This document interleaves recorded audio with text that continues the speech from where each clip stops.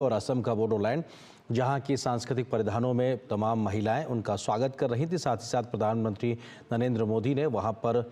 एक प्रदर्शनी का अवलोकन भी किया, जहां पर विशेष प्रकार से जो एक सांस्कृतिक समृद्धि की विरासत है असम की बोडोलैंड क्षेत्र की, उससे जुड़े हुए तमाम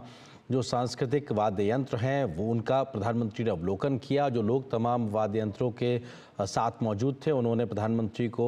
उनसे परिचित भी कराया और प्रधानमंत्री ने बड़ा उत्साहपूर्वक तरीके से तमाम जानकारियां हासिल की। तो निश्चित तौर से बेहद महत्वपूर्ण मौका जब दिल्ली में पहला बोडोलैंड महोत्सव की शुरुआत प्रधानमंत्री ने की है। और इस प्रदर्शनी में प्रधानमंत्री ने वहाँ के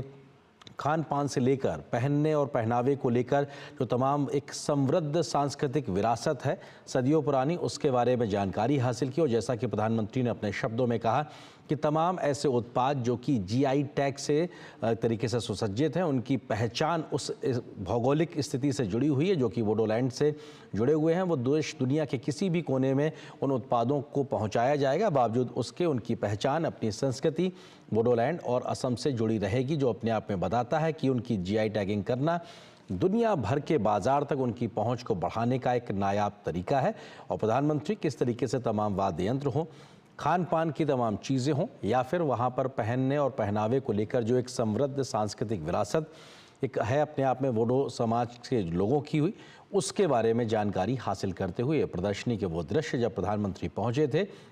इस कार्यक्रम में शामिल होने के लिए उनका स्वागत किया गया, सत्कार किया गया और उसके बाद में प्रधानमंत्री ने इस प्रदर्शनी का अवलोकन किया। और प्रधानमंत्री के संबोधन में भी हमने सुना कि किस प्रकार से उन्होंने तमाम बातों का जिक्र किया है। 2020 के बोडोलैंड शांति समझौता एक बड़ा आधार बना है और अशांति से शांति की ओर स्थापना का जो एक बड़ा मार्ग प्रशस्त हुआ, उसका करीब 3 से 4 साल के बाद में एक पूरे इलाके में जो खुशहाली आई है, उसके महोत्सव के तौर पर भी इस पूरे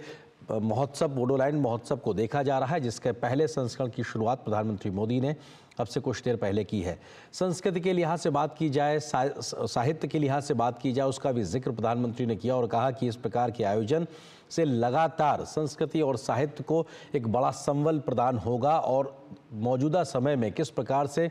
कोकराझार में भी साहित्य सम्मेलन लगातार हो रहे हैं बीते 3 वर्षों से, उसका भी जिक्र प्रधानमंत्री ने किया। प्रधानमंत्री ने कहा कि बोडोलैंड समझौते के बाद में, शांति समझौते के बाद में उनको जब